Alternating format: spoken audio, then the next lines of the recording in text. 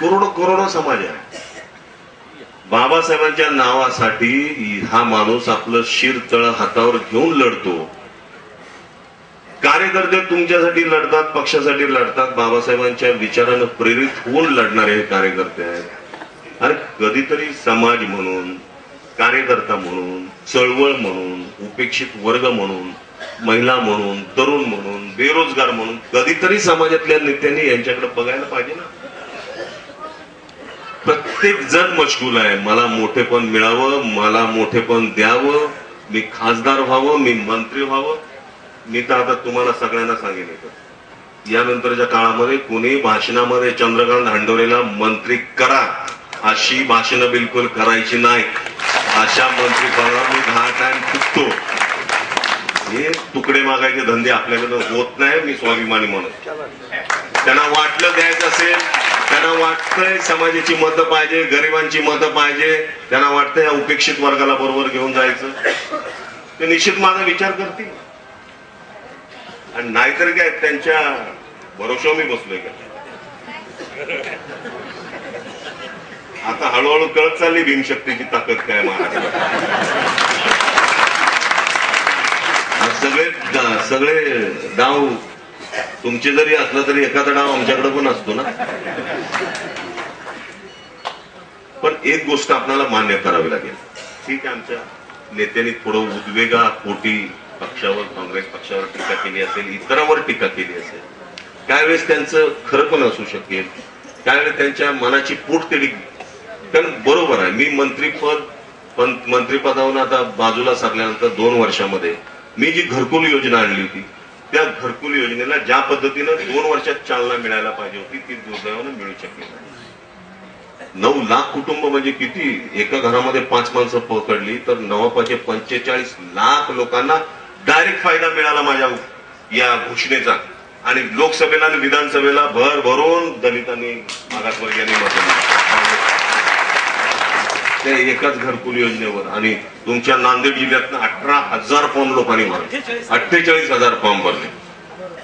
म्हणजे 48 गुणिले 5, 5 20 म्हणजे 2 लाख, म्हणजे अप्रॉक्सिमेटली 2 लाख, म्हणजे 2 लाखापेक्षा जास्त लोकांनी मतदान केलं एका जिल्ह्यामध्ये. मोहनराव मर्डाले ते काही वावगं ठरत नाही. महाराष्ट्रामध्ये असं झालं. 8 लाख कुटुंबांना मी 1100 कोटी रुपयाचं कर्ज माफी केली. अशोकराव चव्हाणांचा मोठा सिंहाचा वाटा आहे त्याच्यामध्ये. पण कॅबिनेटला मी निर्णय तो आणला आणि मुख्यमंत्र्यांना सांगितलं, मुख्यमंत्री साहेब हे करायला पाहिजे. अशोकरावजी मुख्यमंत्री होते. 1100 कोटी ते 8 लाख कुटुंब, ते 5 जर पकडले तर 8-45 ते 40 लाख लोक, म्हणजे 90 लाख लोकांनी ब्लाय त्याच्यात. म्हणजे काय वेळेस काय काय चमचेगिरी करावी लागते ना. दुर्दैवानं आपल्यात तो गुण नसल्या, म्हणजे दैव म्हणा दुर्दैव म्हणा, आपण राहिलो. माझं व्यक्तिगत काही नुकसान झालेलं नाही. मी आमदार आहे चेंबूरमध्ये, परंतु ऍज समाज म्हणून, उपेक्षित वर्ग म्हणून, गरीब म्हणून फुले-शाहू आंबेडकर यांचं नाव आपण जर घेतो तर त्यांच्या विचाराची कृती होणं आवश्यक आहे. दुर्दैवानं ते थांबलं. आमच्या पक्षाच्या लक्षात ही गोष्ट या लागलेली आहे, हळूहळू या लागलेली आहे. आणि त्यामुळे निश्चितपणे हे जे थांबलेलं सगळं समाज कल्याणचं गाडा आहे ते पुढे जाण्यासाठी निश्चितपणे काँग्रेस पक्ष प्रयत्न करेल. जसं कोणाला वाईट वाटण्याची गरज नाही, मलाही वाईट वाटण्याची गरज नाही. शेवटी बाबासाहेब आंबेडकरांनी लोकशाही दिलेली आहे, जगातली सगळ्यात मोठी लोकशाही आहे. या लोकशाहीच्या प्रक्रिया आहेत. लोकांनी निवडून दिलेले लोक सत्तेवर येणार, विरोधक बसणार, कधी हे मंत्रिमंडळ येणार, कधी ते जाणार, कधी दुसरे जाणार. विलासरावजी गेले, अशोकराव आले, अशोकराव गेले, पृथ्वीराज चव्हाण आले. तसं हे मंत्री, मुख्यमंत्री, हे या लोकशाहीच्या प्रक्रिया आहेत. नवीन नवीन माणसं येत राहतात.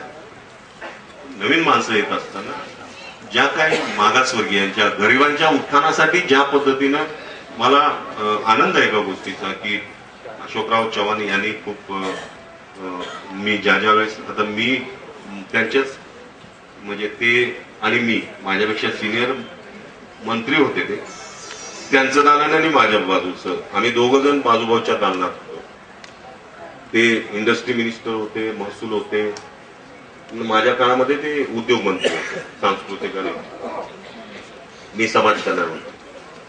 कधी कधी त्यांना माझ्या दालनाच्या समोर जाताना रस्ताच मिळत नव्हता. नुसता तांडाच्या तांडा लोकांचा, अख्खं मंत्रालय भरलेलं असायचं. पहिला माळा, खालचं सगळं, ते गेट पास असतात ना मंत्रालयाचे, 2 वाजता आपण जातो, ते अख्ख्या मंत्रालयाचे गेट पास जर काढले तर 5 वर्षामध्ये माझे एकट्याचे 30% आहेत आणि बाकीच्या सगळ्या मंत्र्यांचे म्हणजे काही 100% असतील, 30-35% एवढी माणसं मला भेटायला येत होती. अशोकराव चव्हाण मुख्यमंत्री झाले, परत मी त्यांच्या मंत्रिमंडळामध्ये आलो.